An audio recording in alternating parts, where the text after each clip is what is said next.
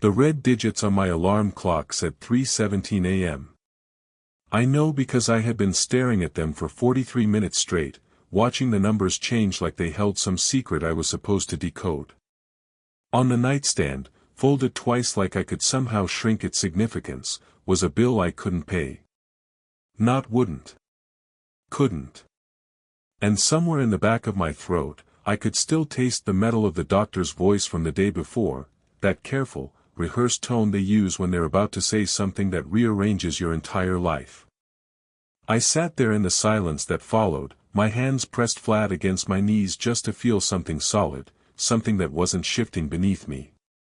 The words echoed and faded until all that remained was a hollow ringing in my ears, the sound of a future suddenly erased. Over the days that followed, I kept replaying that moment, realizing that I had become fluent in a language I never wanted to learn, the vocabulary of not knowing what comes next. And here's the part nobody warns you about, this wasn't just one bad night. This was a season. A whole stretch of calendar pages where sleep stopped being rest and became just another battlefield. I became an expert at what I call functional despair. You know what that is? It's when you can still show up to the office and smile at Karen from accounting. When you can still lead the Tuesday morning meeting and remember everyone's coffee order. When you can even serve on the worship team at church, hands raised, mouth moving, while inside you're screaming so loud you're surprised nobody else can hear it. My prayers had shrunk. They used to be these elaborate, articulate, theologically correct presentations I'd give to God. But somewhere along the way, they've been whittled down to single syllables. Help. Please. Why? That morning, I whispered one word into that cold coffee, here. Not even sure if I meant I'm still here or are you still here. Maybe both. Probably both.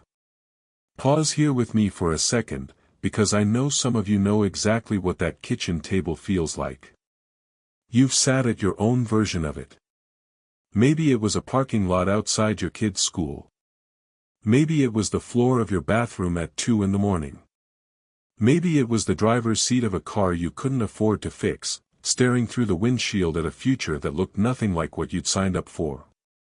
That's the thing about functional despair, it's a silent epidemic, and the people who have it best are the ones you'd never suspect. The ones who show up early and stay late. The ones who ask how you're doing so they don't have to answer the question themselves. The ones who've learned that saying I'm fine is easier than saying I'm losing my grip on everything I used to believe about God. But this morning was different. This morning, the room was quiet in a way it hadn't been in months. The first gray light was just starting to seep through the edges of the curtains, not bright and cheerful like those worship songs promise, just gray. Honest. Bare. I reached for my phone the way I always did, that compulsive grab for distraction, for noise, for anything that would drown out the silence. But something stopped me. I don't know if it was exhaustion or the faintest whisper of something that might have been hope, but I pulled my hand back. I just lay there. And I breathed. One breath. Then another. Not the deep, meditative kind. Just the survival kind. The kind that says I'm still here. I'm still trying. I haven't given up yet, even though giving up sounds like the most logical option on the table. And I'm going to be honest with you, being still felt terrifying. Absolutely terrifying. Because when you've been surviving on adrenaline and caffeine and the applause of people who think you're doing great, the silence feels like a void. It feels like falling. It feels like if you stop moving for 1 second, everything you've been outrunning will finally catch up and swallow you whole. I had built my entire life on motion. On doing. On proving. On performing. And now here I was, in a quiet room on a gray morning, with nothing to do but face the thing I'd been avoiding for years, the terrifying possibility that God might be real, and might be present, and might actually want something from me that I didn't know how to give. And then it hit me. Not a lightning bolt. Not a voice from heaven. Just a quiet, devastating realization that cut through all my theology and all my worship lyrics and all my carefully crafted Christian image. I believed God loved the world. I could preach that sermon in my sleep. John 3 verse 16, Romans 5 verse 8, the whole thing. I knew the verses. I knew the doctrine. I knew the right answers. But somewhere in the basement of my soul, in a room I never let anyone into, I had this secret suspicion that God didn't actually like me. Not the real me. Not the me who doubted and struggled and couldn't pay bills and got scary phone calls from doctors. That version of me? I was pretty sure God tolerated me at best. Loved me in the abstract, the way you love a concept. But liked me? Personally? In my mess? That felt like a stretch. And I know how that sounds. I know it's bad theology.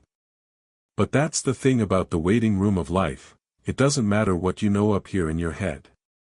What matters is what's happening down here in the dark, at 3:17 in the morning, when the alarm clock is burning red and the bill is still unpaid and the doctor's voice is still echoing. That's when your real theology shows up. Not the one you post about. Not the one you sing about. The one you actually live by when nobody's watching. There was this one specific disappointment that I kept circling back to. A door that I had been so sure God was going to open. I had prayed about it. I had fasted about it. I had received prophetic words from well-meaning people who told me this was my season, my breakthrough, my moment. And then the door didn't just close, it slammed. Hard. And the sound of that slam felt like betrayal. Not disappointment, betrayal. Because I had done everything right. I had checked all the boxes. I had been faithful. And the math wasn't adding up. Faithfulness plus prayer plus time was supposed to equal breakthrough. That was the formula. That was the promise. The overlooked verse wasn't some obscure prophecy in Habakkuk or a cryptic passage in Revelation. It was Psalm 23. He makes me lie down in green pastures. He makes me. Let that sit for a second. But that's not what the Hebrew text is doing here. The verb isn't, he invites. It isn't, he suggests. It isn't, he offers a wellness seminar on work-life balance. It's, he makes me. This is the part of grace nobody talks about in worship songs. The violence of it. For me, the crash happened in a parking lot. Not a dramatic location. I mean, I physically could not make my body move. My chest was tight in a way I'd never experienced before. My hands were shaking on the steering wheel. And my brain, which had been my greatest asset my entire life, had suddenly turned on me like a traitor. My first thought, my actual first thought, lying there in the panic, wasn't, I need help. It was, what is wrong with my faith? Because somewhere along the way, I had absorbed this unspoken theology that real Christians don't have panic attacks. Real Christians don't fall apart in parking lots.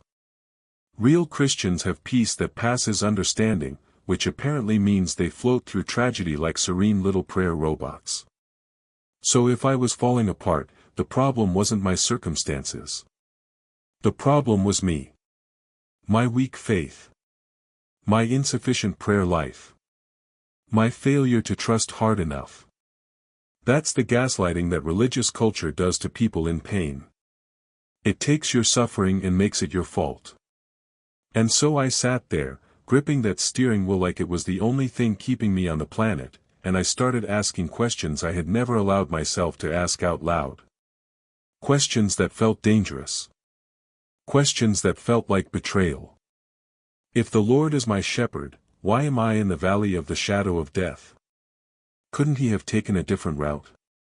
He's supposed to be leading me beside still waters, but my soul feels like a hurricane.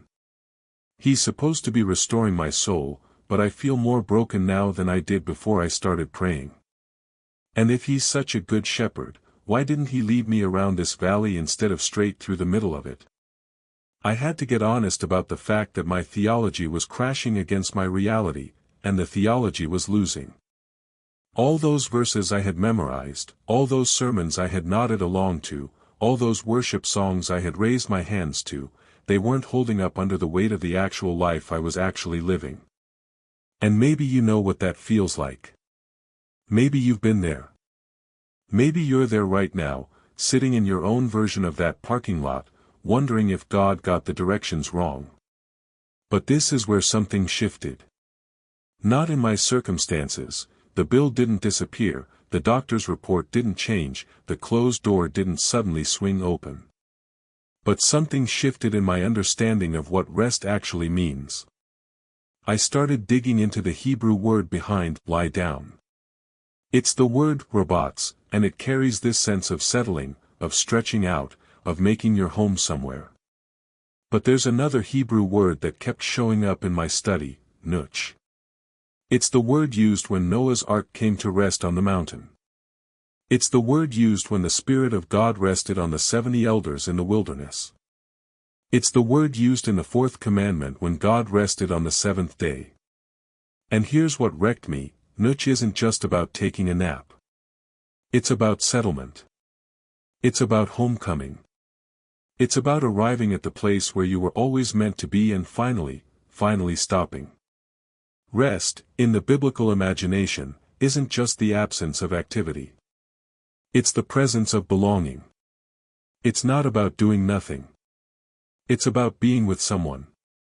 And that's when this truth landed in my chest like a stone dropping into still water. Peace isn't the absence of the storm. Peace is the presence of the shepherd in the boat. I had been begging God to calm the storm. I had been begging God to remove the valley.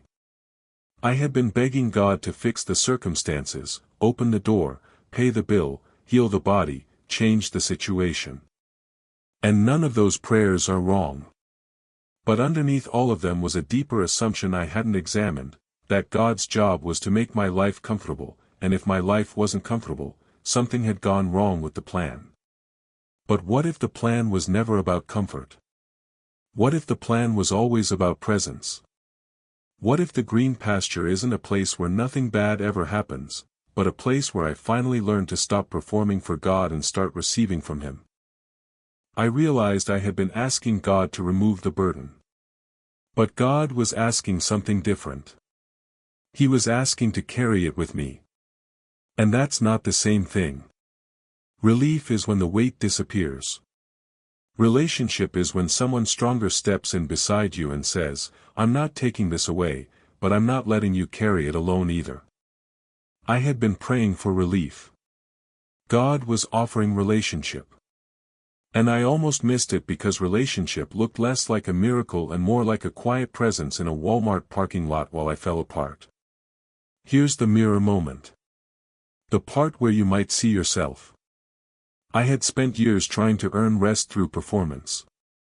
I had this unspoken contract with God that went something like, if I pray enough, if I serve enough, if I cry hard enough during worship, if I check all the spiritual boxes, then I'll finally feel at peace. Then I'll finally deserve to rest. But the math never worked. Because no matter how much I did, it was never enough to quiet the voice in my head that said, you should be doing more. I was trying to earn a gift that can only be received. I was trying to achieve a state of being that can only be surrendered to. And the breaking point came when my strength finally ran out completely. Not when I was at a retreat. Not when I was fasting. But here's where the story turns. Here's where the shepherd does what only a shepherd can do. And the Holy Spirit, gentle, quiet, not loud like I expected, whispered something that rearranged my entire understanding of rest. It was Exodus 33 verse 14. God speaking to Moses, and the Lord said, my presence will go with you, and I will give you rest. Not, I will give you a solution. Not, I will give you a clear 5-year plan. Not, I will give you an explanation for why this happened. Just, my presence. Just, I will go with you. And somehow, in that moment, that was enough. I had been treating rest like a destination. But God was showing me something radically different. Rest isn't a place you arrive at after the storm passes. Rest is a person you lean into while the storm is still raging. The green pasture isn't a circumstance. The green pasture is a presence. And here's the memorable truth that landed in my spirit: you don't have to change the world today. You just have to hold the hand of the one who already did. That's it. That's the whole thing. The pressure I'd been carrying, it wasn't from God. It was from a lie I'd believed that said my peace depended on my performance. But the gospel flips that completely. The gospel says the work is already finished. The victory is already won. The shepherd has already laid down his life for the sheep. My job isn't to earn rest. My job is to receive it. Nothing had changed in my circumstances. But something had shifted inside me. The external narrative hadn't changed, but the internal narrative was being rewritten. I wasn't abandoned. I wasn't forgotten. I wasn't being punished. I was being led. And the shepherd who led me into this valley was the same shepherd who was going to lead me through it. And maybe that's where you are right now. Maybe you've been waiting for the circumstances to change before you allow yourself to breathe. Maybe you've been holding your peace hostage, saying, "I'll rest when this is over." But what if God is inviting you to rest right in the middle of it? What if the still waters aren't after the chaos, but in the chaos? What if the green pasture isn't a future promise, but a present invitation? Here's a practical step. I want you to try something today. Instead of going into fix-it mode, instead of obsessing over solutions, replaying conversations, or trying to control outcomes, I want you to do one simple thing. Every time you exhale today, whisper these 4 words in your spirit: I receive your peace. Not, I'm trying to find peace. Not, I hope peace shows up eventually. Just, I receive. Because peace is already being offered. The shepherd is already present. The only question is whether you'll open your hands and take it. Isaiah 40 verse 31 says that those who wait on the Lord will renew their strength. They will mount up with wings like eagles. They will run and not grow weary. They will walk and not faint. Now, I used to read that verse and think waiting on the Lord meant passive boredom. Like sitting in a divine waiting room, flipping through old magazines, hoping God eventually calls my number. But that's not what the Hebrew word for wait means. It's kava. And kava doesn't mean to sit around doing nothing. It means to bind together. To twist. To intertwine. It's the same word used for making a rope. Strand by strand, you twist fibers together until they become something strong enough to hold weight. Waiting on the Lord isn't passive. It's active. It's the daily, hourly, moment-by-moment decision to bind your frayed, exhausted, unraveling soul to the unshakable character of God. It's not, I'm just waiting for this to end. It's, I'm actively intertwining my life with His life, my weakness with His strength, my chaos with His calm. And when you do that, something supernatural happens. You exchange your depleted human energy for His quiet strength. Not loud, showy, look at me strength. Quiet strength. The kind that doesn't need to prove anything. The kind that can keep going when nobody claps. The kind that can take one more step without bitterness. That's what quiet strength looks like. It's not the absence of pain. It's the ability to not fall apart. It's the grace to keep loving when you're not being loved back.